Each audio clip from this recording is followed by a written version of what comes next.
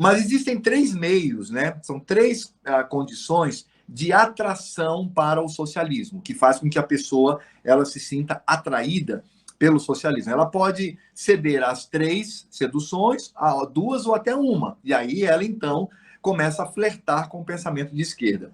A primeira armadilha do pensamento de esquerda é que ela vai oferecer uma falsa intelectualidade. Ela vai dizer que para você ser um intelectual de envergadura, para você ser um intelectual de verdade, você tem que ter uma mente crítica, e essa mente crítica é a crítica dos frankfurtianos, da escola de Frankfurt, e a crítica marxista. Não Então, combina com religião.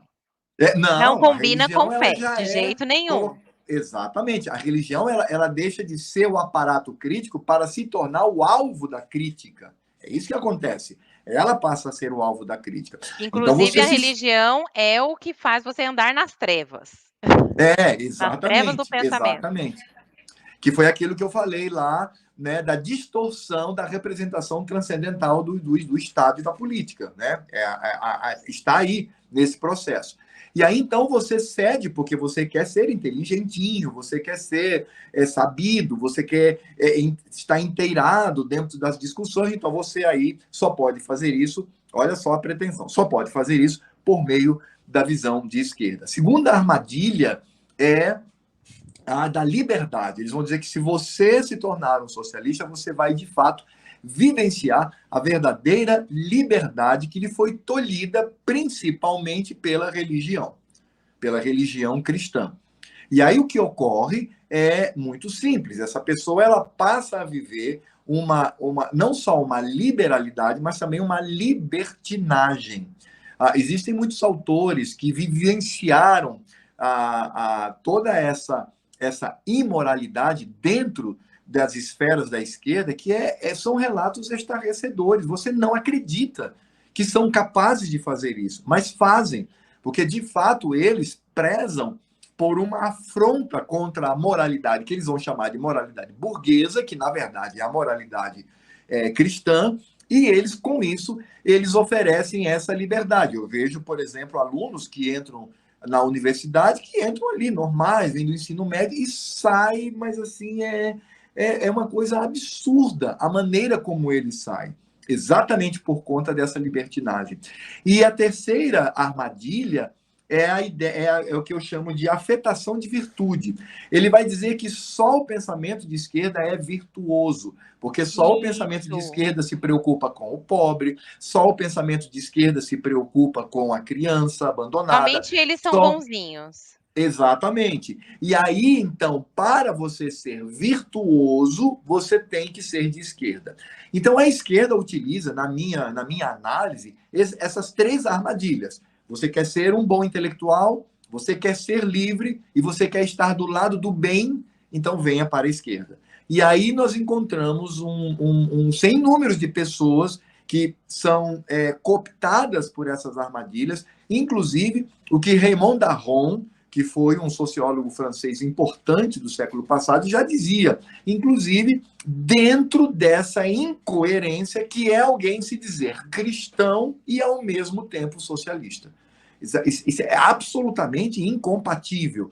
Isso é a mesma coisa como você afirmar que luz e trevas podem estar no mesmo ambiente simultaneamente. Isso é absolutamente impossível. Um cristão que tenha compromisso com o ensino de Cristo, ele jamais estaria dentro do pensamento socialista. E aí, o que devemos deixar bem claro é o seguinte: não significa dizer que o cristianismo não tenha preocupação com os pobres, com os sofridos. Não. O apóstolo Paulo, ele diz lá, com toda clareza, sempre que possível, fazei o bem, e aí é no sentido de auxílio dos necessitados, fazei o bem a todos, aí ele acrescenta principalmente aos da família da fé. Ora, é óbvio que o cristianismo foi a origem dessa preocupação com os desvalidos. Se nós olharmos para a história da igreja até a Idade Média, como ela se envolveu com pobres, no auxílio, na ajuda, é óbvio que isso é claro. Aí você vai dizer, poxa, mas então nesse ponto Eles não estão certos? Não, não estão. Porque, de fato, quando eles pregam a ajuda aos pobres, a ajuda, isso é um meio, isso não é uma finalidade de, através da minha atitude para glorificar a Deus, ajudar ao próximo. Não. Aquilo é um caminho, é um mero caminho para o processo revolucionário. Eles são doentes, eles querem, de fato, implantar o seu sistema. É isso que acontece. Deixe-me dar um exemplo claro sobre isso.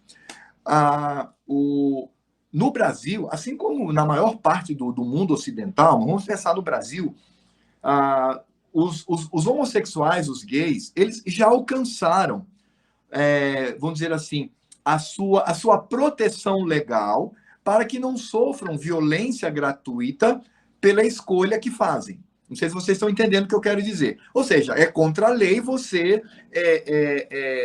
ferir ou você perseguir, discriminar, usar de violência. Exatamente. Ok. injuriar.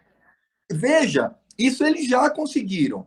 Isso Sim, já é lei. Mas eles não querem isso somente. Eles não querem é o suficiente. empurrar. E aí é o que eu sempre digo. Tolerância é algo que nós somos obrigados a viver na sociedade em que estamos, que é uma sociedade democrática. Agora, conivência, jamais. Jamais, porque eu tenho as minhas convicções. Essas minhas convicções não levarão a uma atitude violenta contra alguém que escolheu um caminho diferente do meu. Mas eu não. E quando eu penso em divergir, isso é liberdade, isso é democrático. O problema é que eles são religiosos, que é uma religião, digamos que pagã. Então, eles querem impor. Então, eles não querem só os direitos. Eles querem também empurrar goela abaixo para que os nossos filhos, para que os nossos netos, eles também, inclusive, venham aderir a esse movimento. E aí é que está a mente revolucionária. Aí é que está. Eu lembro que eu recebi um vídeo de uma sala de aula no Chile, onde eles simularam o casamento entre duas crianças. Elas deveriam ter ali entre 6 a 8 5, anos, mais ou 7, menos, 6 anos. né? E eles simularam tal. É isso, quer dizer, como assim? Não, de jeito nenhum. O que nós temos que prezar, porque vivemos numa democracia, é a tolerância. Eles têm que me tolerar e eu tenho que tolerá-los, e assim nós caminhamos juntos. Agora, a conivência, de jeito nenhum. Mas é isto que eles querem, porque é essa a pegada revolucionária. É transformar a pessoa e ela ultrapassa os limites da tolerância e ele passa a ser conivente. Ele tem que dizer que aquilo é certo, que aquilo é bom, que aquilo é correto. Ele é obrigado a dizer isso.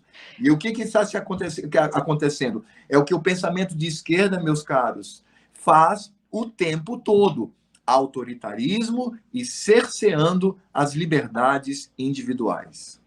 Exato, isso que eu ia comentar, né. Então, o socialismo, na verdade, ele se equipara àqueles impérios antigos, em que o imperador, ele era o próprio Deus, e quem não fizesse a vontade dele era degolado, né, morria. Você ou faz porque eu sou Deus, ou você me serve, ou faz o que eu quero, o que eu penso, o que eu acho que tem que ser feito, ou simplesmente você não pode existir, né. Em São Paulo, por exemplo, tem um rapaz que é o Fernando Holliday, se não me engano, ele é um vereador, que é um Uhum. menino. Ele é um Sim. negro, veio das comunidades, é gay, e é um menino, mas ele é hostilizado e ele é odiado pelo movimento antirracista. Por quê? Porque ele é um liberal. Ele é um liberal com um pezinho no conservadorismo. Então, não interessa. Ué, vocês não estão O pessoal não pode preocupados? ter liberdade? Exatamente. Não, mas aí o movimento gay parte para cima dele, né, para destruí-lo, para acabar com a reputação do rapaz. Então é isso. Não há fraternidade nenhuma. O interesse deles é a transformação revolucionária da sociedade, esmagando tudo aquilo que se contrapõe, esmagando não apenas preceitos como conceito de família, casamento, criação de filhos, a educação separada do ensino.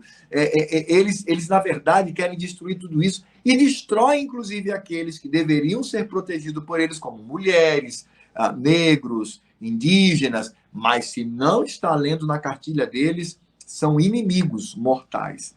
Por quê? Porque o Diego, interesse deles não é a fraternidade. O interesse deles é o processo revolucionário de transformação da sociedade.